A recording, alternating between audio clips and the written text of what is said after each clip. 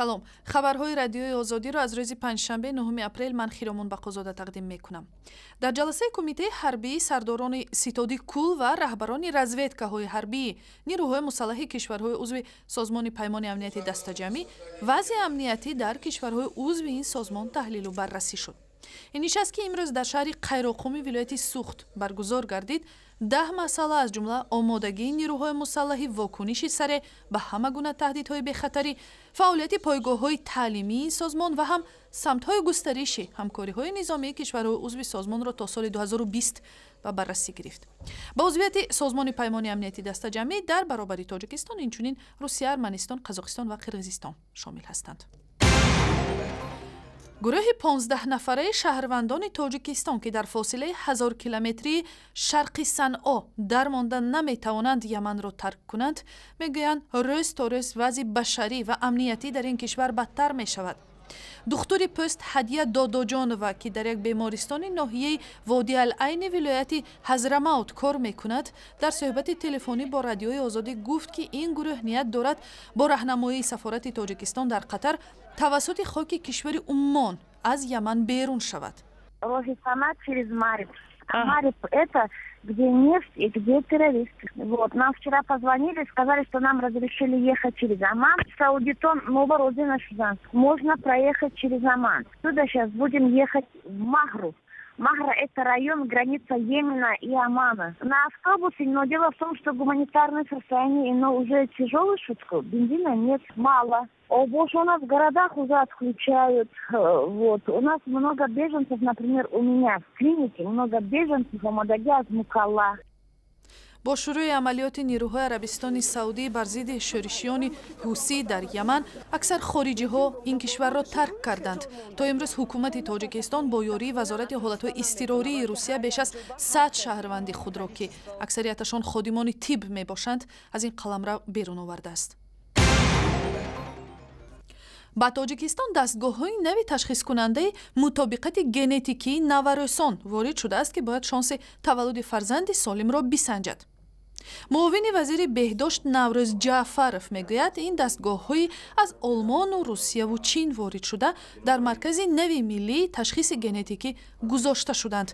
این دستگاه‌ها با گفته او نه تنها مطابقت ژنتیکی جفت‌ها بلکه همچنین موجودیت علت و عیب در طفل هنوز در بطن مادر بوده را معین میکند. در بعضی شهر و ناحیه‌های تاجیکستان علاقه این دستگاه‌ها گذاشته شدند. مثلا در کلاب با دستور اداره عقد نکاح دولت زاکس 10 جفت پیش از عروسی از این تشخیص گذاشتند. از 2 مارس سال 2015 43 نفر ازدواج کنندگان تنها اویله‌های جوان از تشخیص دکتر گذشته از معاینه طبی گذاشتند و برای بستن عقد نکاح به ما مراجعه نمودند، خلاصه گرفته آوردند و عقد نکاح خود را به طور قانونی بررسی می‌کردند. در 3 ماه اول سال جاری در منطقه کلاب 374 عائله نو به قید گرفته شده است. سازمان‌های ژورنالیستی تاجیکستان از پیدایش صحیفه‌های قلبکی افراد سرشناس سیاسی و دولتی و دزدی معلومات خصوصی کاربران شبکه‌های اجتماعی مثل فیسبوک اظهار نگرانی می‌کنند.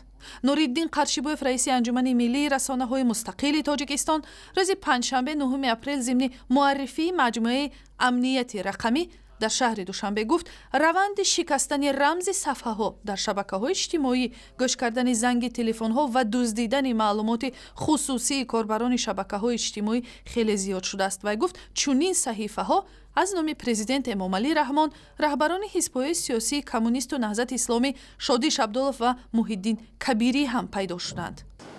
البته تامین کردن امنیت رقمی از خود شخص، از خود روزنامه‌نگار یا فعال جامعه شهروندی وابستگی دارد، ولی برای استفاده از برنامه‌های کامپیوتری، برای استفاده دیگر ابزار تامین امنیت اطلاعاتی، اونها باید از اطلاع برخوردار باشند که استفادهش واجب است. نوریالدین قرشیبوف گفت اگر در گذشته چنین صحیفه‌ها را خدمات مخصوص تشکیل می‌دادند، حالا با این گونه کارها گروه‌های افراطگرا هم دست می‌زنند.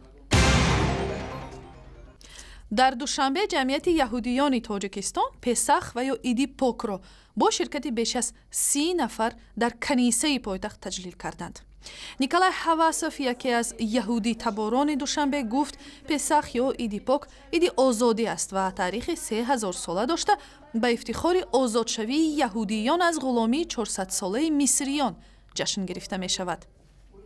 Каниса ва ё синагогаи яҳудиён ки дар канори собиқ бозори баракати шаҳри Душанбе қарор дошт, соли 2009 тағйири макон кард ва зери боми як манзили истиқоматӣ дар маркази Душанбе барқарор шуд.